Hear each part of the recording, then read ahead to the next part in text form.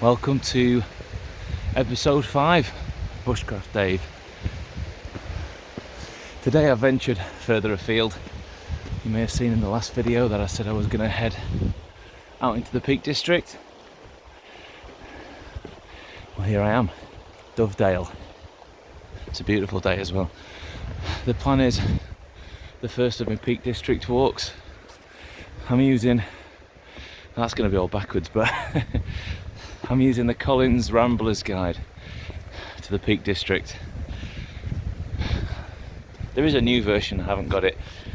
This book's taken some beating over the years, but yeah, we're heading through Dovedale. I've got a super easy meal that I'm going to make later on in the video, so stay tuned for that. Dead simple, 4 ingredients, a family favourite, properly good, so enjoy the video. One thing's for sure, it's not the quiet walk that I'm used to doing out on my own. Car park at Dovedale absolutely rammed. If you ever do come and do this walk, you know, it's well catered for and that, and in terms of car parks and stuff, just have £3 ready for the car park, but really well looked after. But yeah, not on my own, not like I normally would. So let's have a look at the details on this walk then. So this is walk number 1 out of 30. Calls it a level 2 difficulty out of 5. It's about 7 miles. I put it in on a bit of a route planner online. It said it was about 6.6. But so far, it's all really well paved out. The only thing I would say is when you leave the car park, the route that you take on this walk, it sticks to the river, but cross the river at the first wooden bridge because the queue for the stepping stones is mental. All right, but stick to the river. Don't aim for the one that takes you up to a particular hill. It reckons this walk will take about 4 to 5 hours. I'm presuming they give you a bit of leeway depending on what your pace is, so at least you've got some idea of how long the walk's going to take. I'm guessing about 2.5 to 3 hours for me. I will stop off to cook, but it's supposedly one of the easier walks in the book, so it's a good place to start. Walk number 1 of this new playlist, Peak District walks. Love it.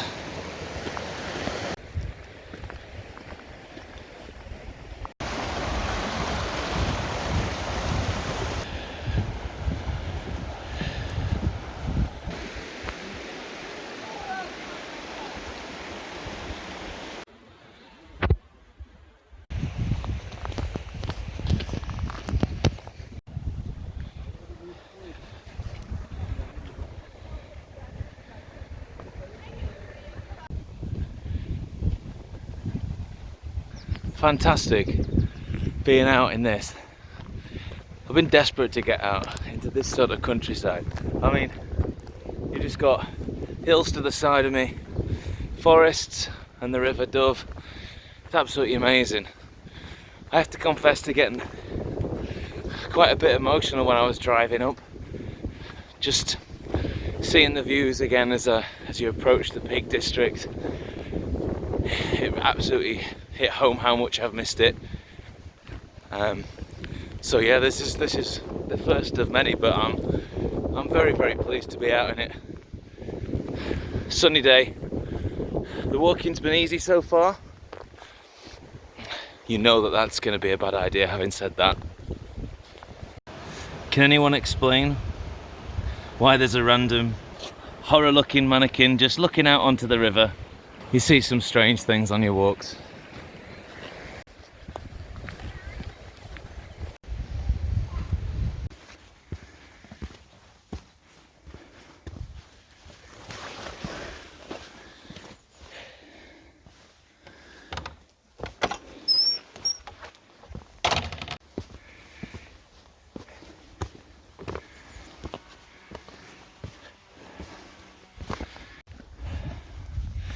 Yeah, I think it was definitely a mistake saying that it had all been easy going.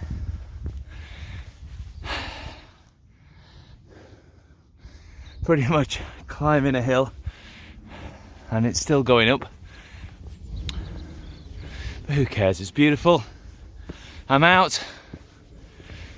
I'm having a good time.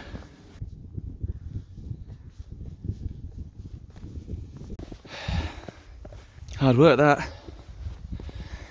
Good hard work though.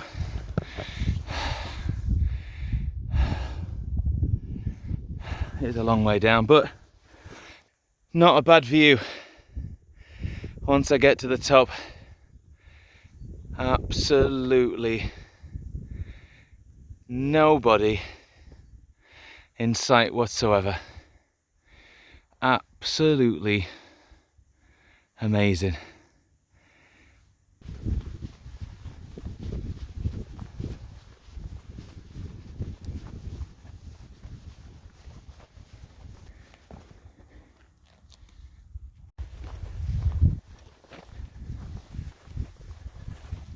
The farm over there is private road, so you end up having to come through this field and then walking along the bottom, and then just as you get through here there's a route up to here which I think is I can't remember.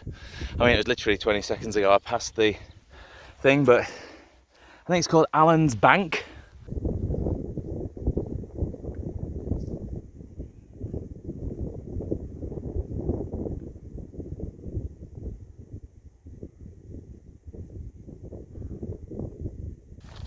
Decided I need to come down and have a look at this. I mean, usually these kind of ruins are something to do with being a kiln. I don't want to get too far into it because the roof's already caved in.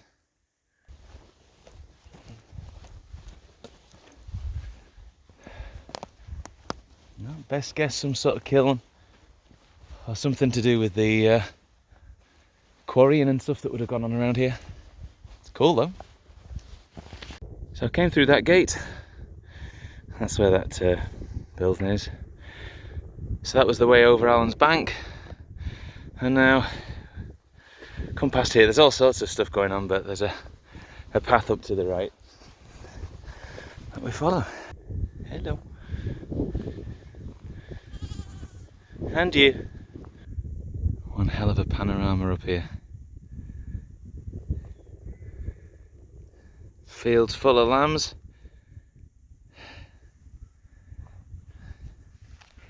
And I might make use of this abandoned barn and set up camp for food. I'm not going to set up camp there because it wouldn't be fair on all these mums and their baby lambs to smell my food, which is going to be amazing. Just under 2 miles to go. Honestly, look at the colours. It can't be bad, can it? Happy Dave. Found a nice quiet little spot. Just briefly stop and make my food. Yeah, I'll light it up and we'll get right on it. This is a nice quick one for you.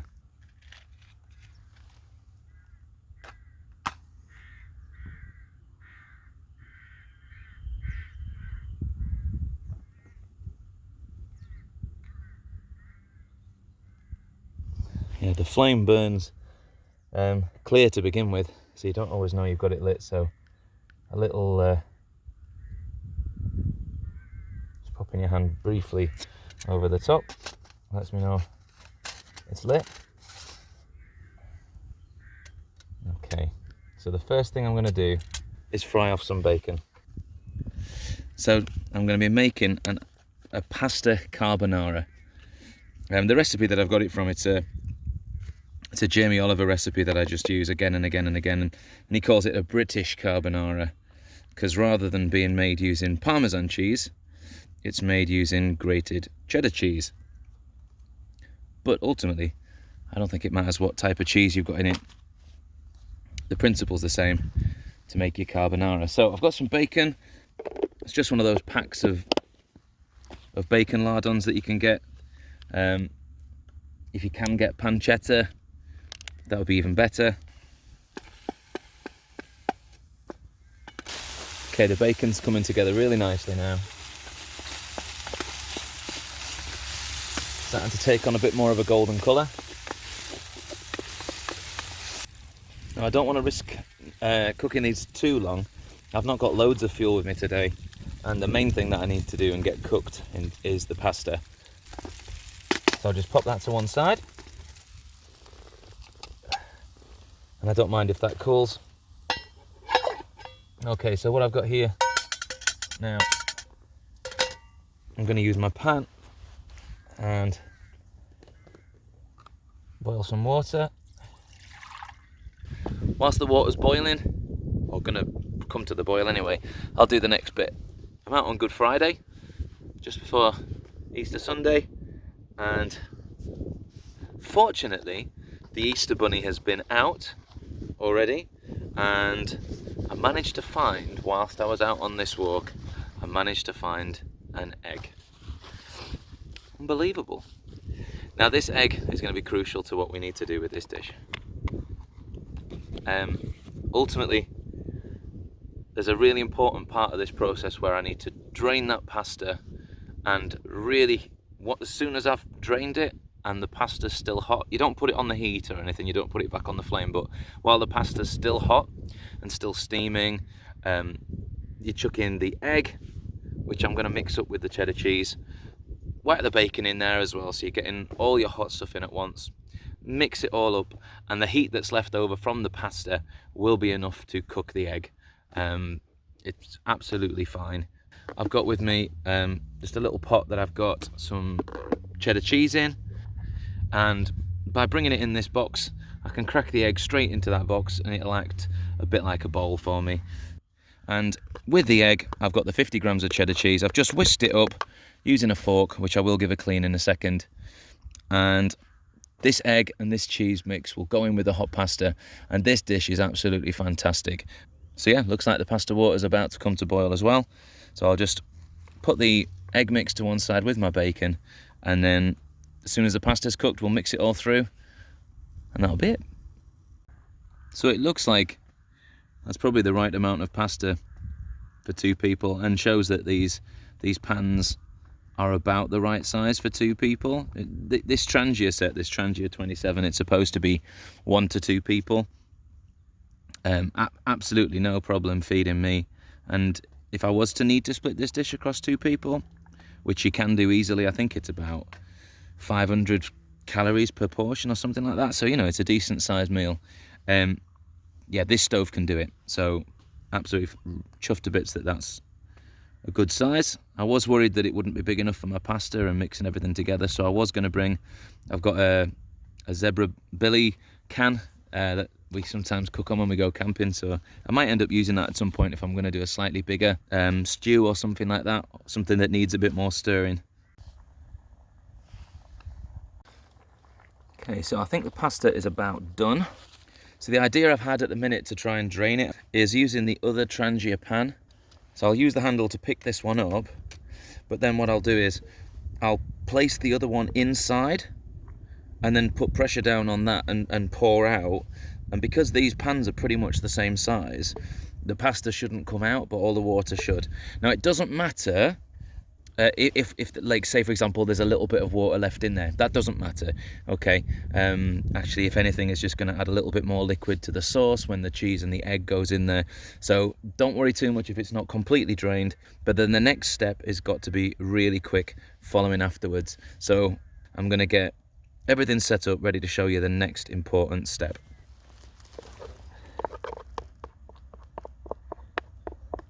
So get the eggy mixture in, egg and cheese,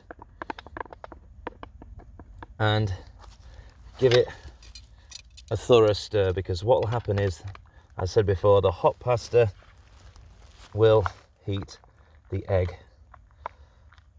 Hopefully you can see that by mixing the egg and the cheese together, you get this really silky, glossy coating on top of all the pasta, which is going to be delicious.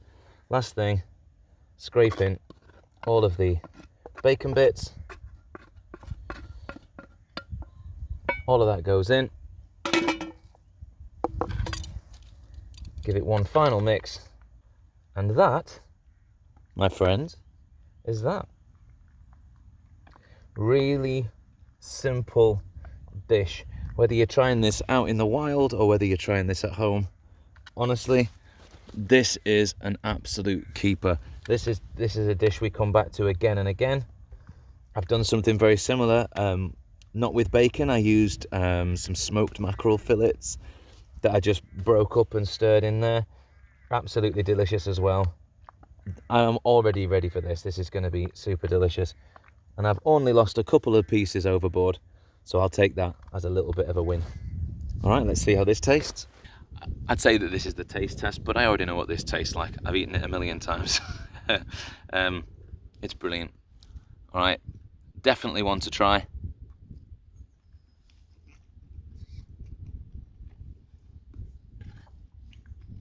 You cannot get it wrong.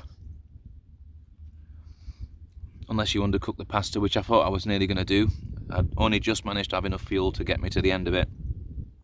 So I need to get some new before I go on my next travels. But this is fantastic. What a wonderful spot to just stop, take in the sights and sounds,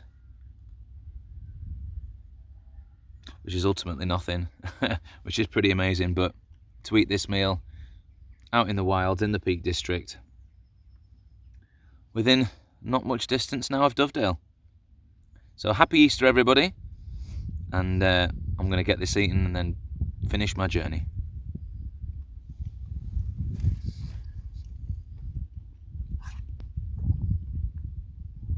Oh, and big shout out to my mum. This will be going out Easter Sunday, but it'll be my mum's birthday the day before. I will have spoken to her, don't worry. I don't only speak to her through YouTube. But a big shout out to my mum. I won't say how old she is. Let's just say she's very wise. And that is a fact. She's a very wise woman. Certainly one of the people who taught me to cook. So cheers, Mum, happy birthday. Have an awesome one. And when all of this is done, we've got Mother's Day and birthdays and all sorts to catch up on, so all the best. Well, that was spectacularly good. To be doing that in the middle of these fields. Feel very privileged. One more mile to go, I've just had a look. And just look at the sight in front of me. Let me just turn the camera around.